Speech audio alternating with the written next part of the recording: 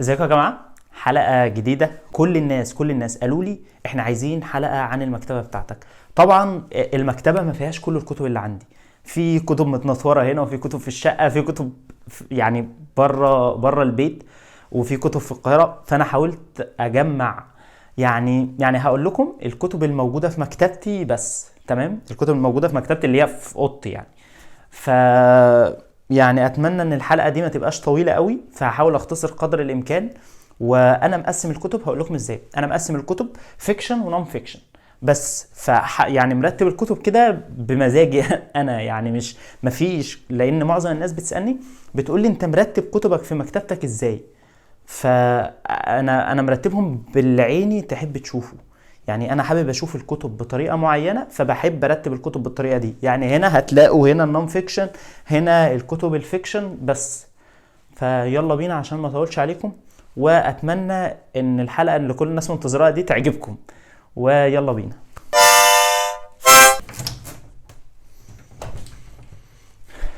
طيب، الحيره بتاعت المره دي هي هبدا من فوق ولا هبدا من تحت. بالنسبه للناس اللي هتسالني تاني إيه اللي انت لابسه ده بتاع بابا عادي، فهو حلو.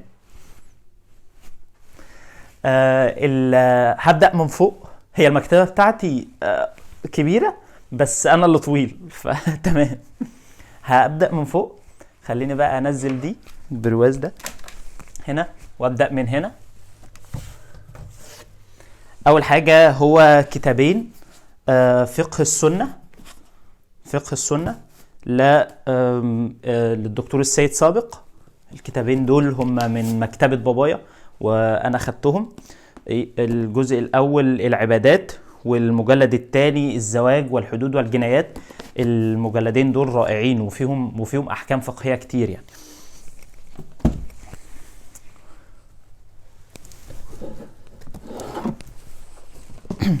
بعد كده شخصية مصر، الاربع مجلدات من الهيئة العامة للكتاب، دكتور جمال حمدان.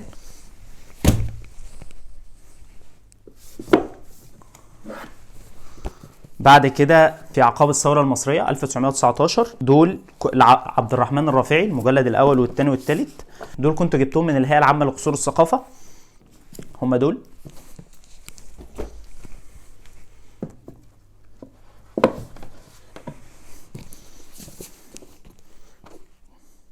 بعد كده كتاب مغامرات العقل الأول لفراس السواح. أنا كنت جايب المجلد ده تقريبا من سورة الأزبكية، مش فاكر قوي بصراحة. لغز عشتار. هيرودوت من المركز القومي للترجمة. الكتاب ده أنا جبته تقريبا السنة اللي فاتت، لسه قرأت شوية منه بس لسه ما كملتوش.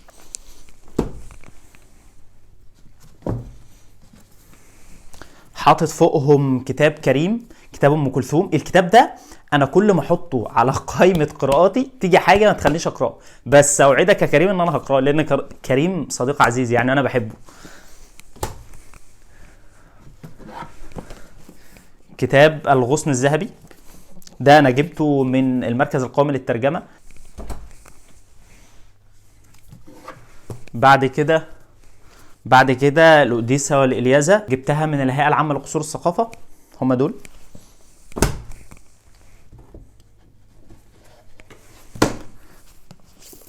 المجلد الثالث بتاع فؤاد حداد وفجر الضمير، ده عندي، ده وشي عادي.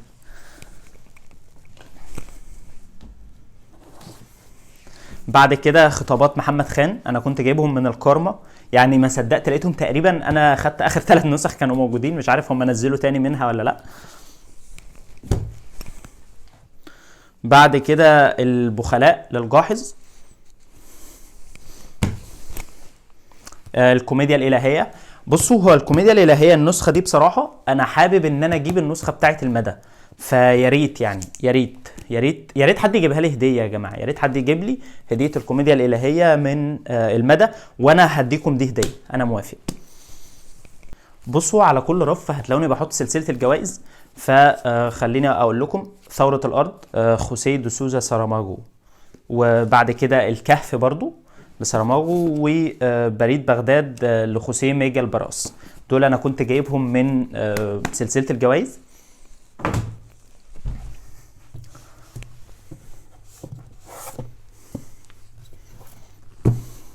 بعد كده الإخوة أعداء لنيكوس كازانتزاكis، و المسيح يصلب من جديد لنيكوس كازانتزاكis برضو، والحرية أو الموت لنيكوس كازانتزاكis، وتقرير إلاجريكو سيرة ذاتية لنيكوس كازانتزاكis. بعد كده الحب في زمن الكوليرا اللي جبتها من تنوير لماركيز، وجبت الزانية كانت عندي لباولو كويلو، و100 عام من العزلة لماركيز. بعد كده مدينة الرب، الرواية البرازيلية اللي اتعملت فيلم وانا اتكلمت عنها، وحفلة التيس لماريو فارغاس يوسا،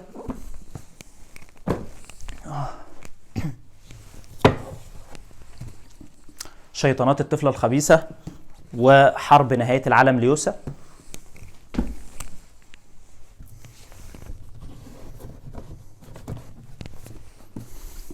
بعد كده ما وراء الشتاء لإيزابيل الليندي، وباولا لإيزابيل الليندي. فهرس لسنان أنطوان، والمسرات والأوجاع لفؤاد التكرلي، جبتهم طبعا من المدى، ودي كنت جايبها من تنمية من منشورات الجمل.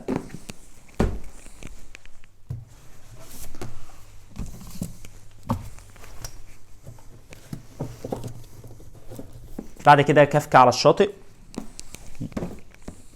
بعد كده 1Q84 لهاروكي موراكامي، والرواية دي انا اتكلمت عنها وبحبها قوي، الثلاث اجزاء طبعا. والف شمس ساطعة لخالد حسيني. عداء الطائرة الورقية انا كنت قرأتها PDF، فهي جميلة بصراحة. بعد كده الذرة الرفيعة لمويان، واسطنبول لأورهان باموك، والعم الصغير لشيركو فتاح، انا ما قرأتهاش، من سلسلة الجوائز برضو، الاتنين دول من سلسلة الجوائز. الرف اللي تحته هو الإخوة كارمازوف لدوستويفسكي، الأربع أجزاء. طبعا عندي الجريمة والعقاب، على فكرة أنا هجيب نسخة غير دي لأن برضو ما كنتش مرتاح قوي في الترجمة. المراهق لدوستويفسكي.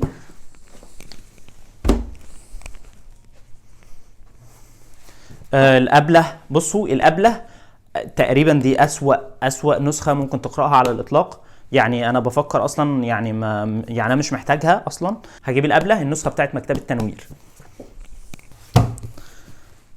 بعد كده القصص القصيره لانطوان تشيخوف، جبت الاربع اجزاء. بصراحه انا مبسوط ان انا عندي الاربع اجزاء دول، يعني كنت جبتهم من الشروق، كنت جبتهم 2 ورا 2 كده في معرضين مختلفين.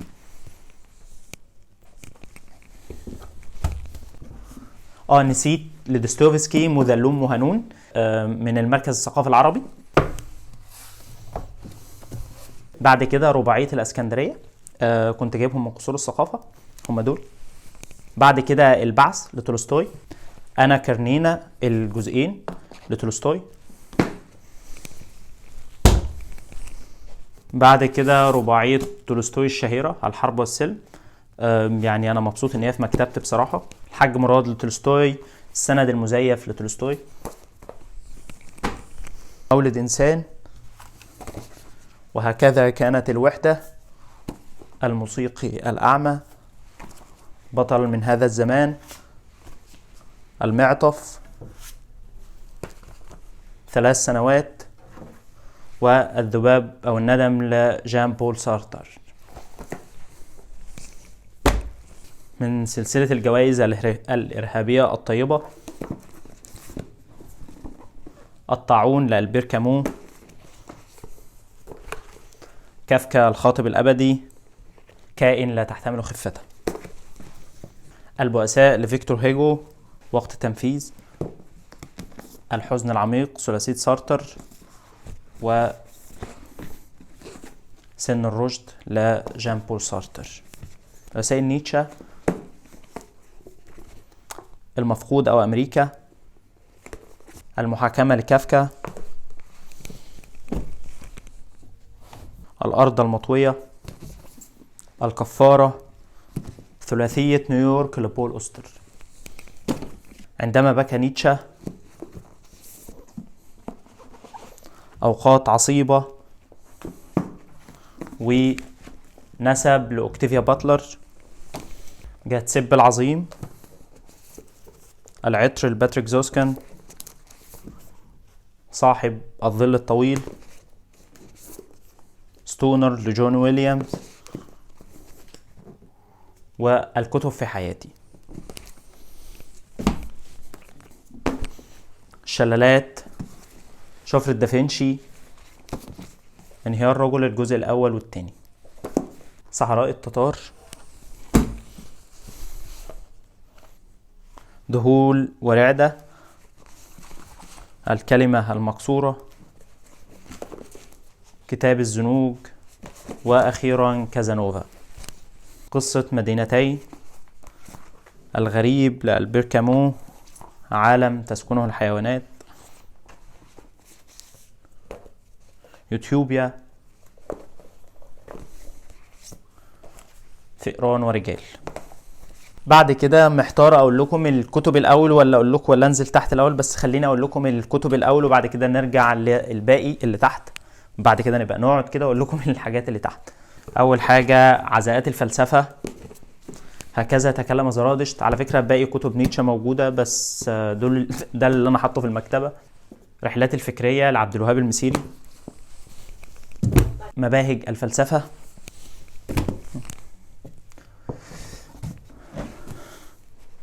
تاريخ الفلسفه الحديثه. تاريخ الفلسفه الاوروبيه. وتاريخ الفلسفه اليونانيه لدكتور يوسف كرم. انا نصر ابو زيد. نقد الخطاب السلفي. فلاسفه ايقظوا العالم.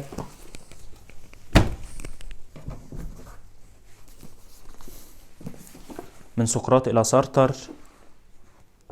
دعوه للفلسفه.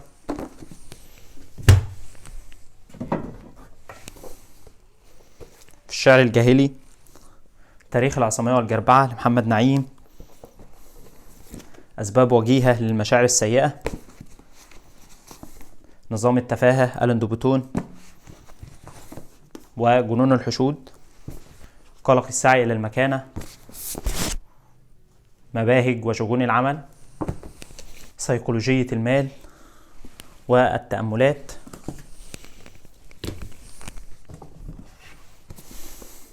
سيكولوجية الجماهير. التعادلية مع الإسلام. وحيوانة الإنسان لممدوح عدوان.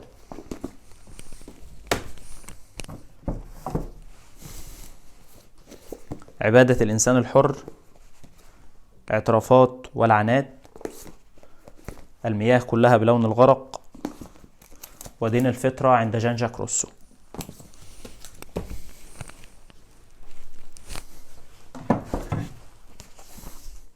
في جو من الندم الفكري. أصل التفاوت بين الناس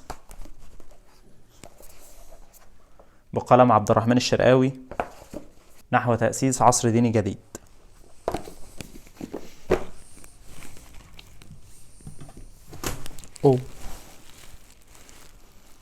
ماشي.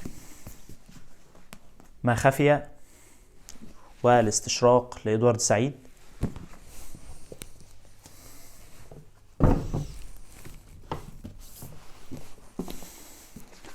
بعد كده استشهاد شيرين أبو عقلة. المتحدثون. إدوارد سعيد مقدمة نقدية. جزيرة العرب قبل الإسلام. في صالون العقاد كانت لنا أيام. مقهى ريش.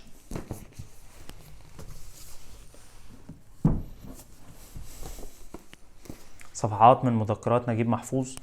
تباريح جريح. أفيون وبنادق. 3 دروس في ديكارت. مقتنيات وسط البلد لمكاوي سعيد. 10 أدباء يتحدثون. عايز أجيب لكم كتب نجيب محفوظ من فوق، خلينا أقول لكم على جنب كده. نجيب محفوظ يتذكر لجمال الغيطاني. مصر القديمة. دنيا الله.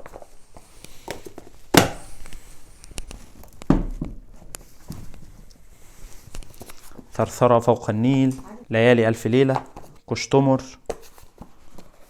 عبث الأقدار، رادوبيس، بداية ونهاية، الكرنك، القاهرة الجديدة،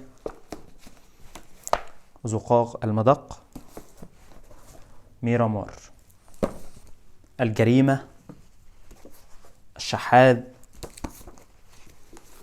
الحرافيش، السراب.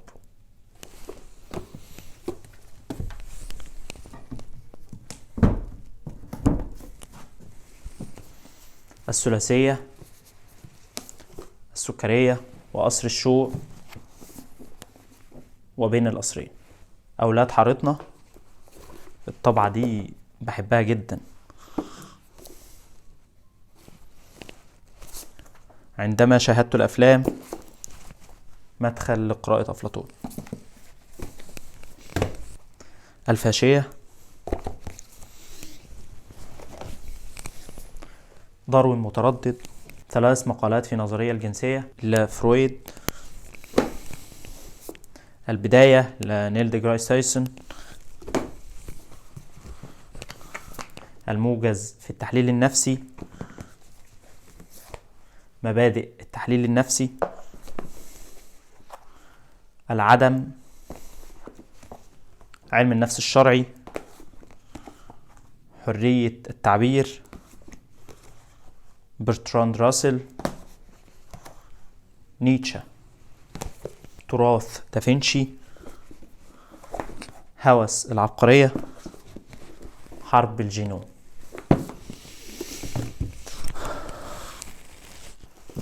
المفهوم الحديث للزمان والمكان، أعظم استعراض فوق الأرض، رحلة البيجل.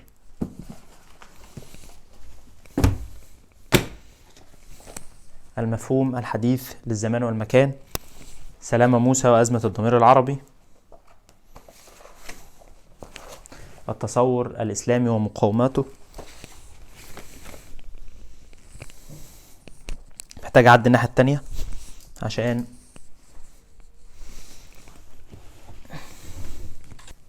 بعد كده نروح لعالم المعرفة. بعد كده إدوارد سعيد، مظبوط، مكافحة الفساد عبر التاريخ، علم الاجتماع الرقمي، المجتمع والاقتصاد، زمن الغضب، انعدام الجنسية، عار الجوع، المجاز السياسي، نموذج الصين، الإصلاح، مستقبل العقل، لماذا فشلت الليبرالية، اكتشاف بحار العالم، إبادة الكتب، لماذا اللامساواة ذات أهمية، ما بعد الإنسان، مكافحة الفساد عبر التاريخ، المخطط الوراثي. أنا تعبت جدا. الانقراض السادس، نهاية النسيان، عار الجوع،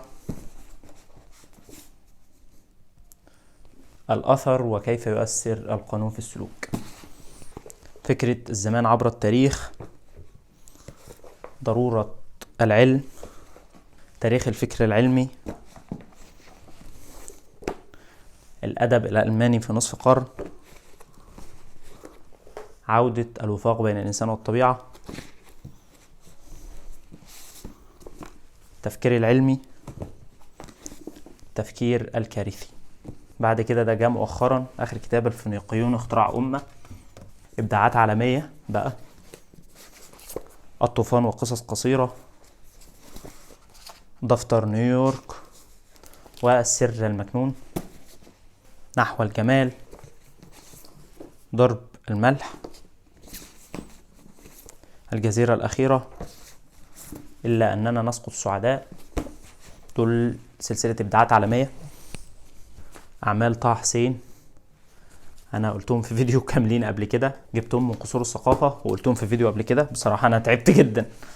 قهوة نامة عبد الله الناصر، كلبي الهرم كلبي الحبيب، وحارة الفئران للكاتب المقرب إلى قلبي عادل صفصاف وصديقي.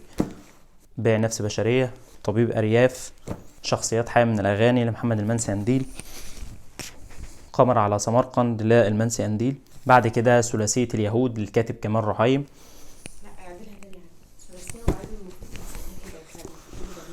بعد كده ثلاثية اليهود كمال رحيم، أحلام العودة، أيام الشتات، والمسلم اليهودي، طنطورية لرضوى عاشور، نقطة نور بهاء طاهر، شيكاغو لعلاء الأسواني. لا خلاص. وأبناء الجبلاوي، الأعمال الكاملة للشاعر أمل دنقل. بصراحة أنا تعبت، لسه في كتب إنجليش ولسه في كتب كتير، فأعتقد إن أنا الأفضل إن أنا أعمل جزء تاني من الحلقة دي، لأن أنا بجد تعبت. شايفين أنا عرقت إزاي بجد، ولسه في حاجات في المكتبة فوق أنا كنت عايز أوريها لكم، وكنت عايز أوريكم الأكسسوارز والحاجات دي والبوك، كنت عايز اوريكم الاكسسوارز والبوك ماركس والنوت بوكس بتاعتي والحاجات اللي انا بحتفظ بيها، والحاجات اللي فوق المكتبه دي كل حاجه يعني في ذكرى موجوده. كل اللوحات اللي فوق دي، ويعني اللوحات اللي فوق دي كل لوحه لها ذكرى عندي، وكمان الحاجات اللي انا محتفظ بيها، العملات المعدنيه والطوابع والحاجات دي عايز اوريها لكم. فهيبقى في جزء تاني اوريكم حتى ترتيب المكتبه والحاجات اللي انا بحطها فيها. ودي كمان البوك ماركس، كنت عايز اوريكم كل بوك مارك بيدل على ايه او جه ازاي او كده. كل حاجه عندي في المكتبه لها ذكرى بصراحه، ولكن عشان الحلقه ما تبقاش طويله قوي والناس تمل فهعملها جزء تاني. واتمنى تكون الحلقه عجبتكم. طبعا ما تنسوش لو عجبكم الفيديو تعملوا لايك وشير وسبسكرايب، وتستنوني في الحلقه اللي جايه. انا عارف ان انا اتاخرت عليكم. رمضان مبارك وكريم عليكم وعلى اسرتكم الجميله، وان شاء الله تطلعوا من رمضان كده مبسوطين، واشوفكم الحلقه اللي جايه. سلام.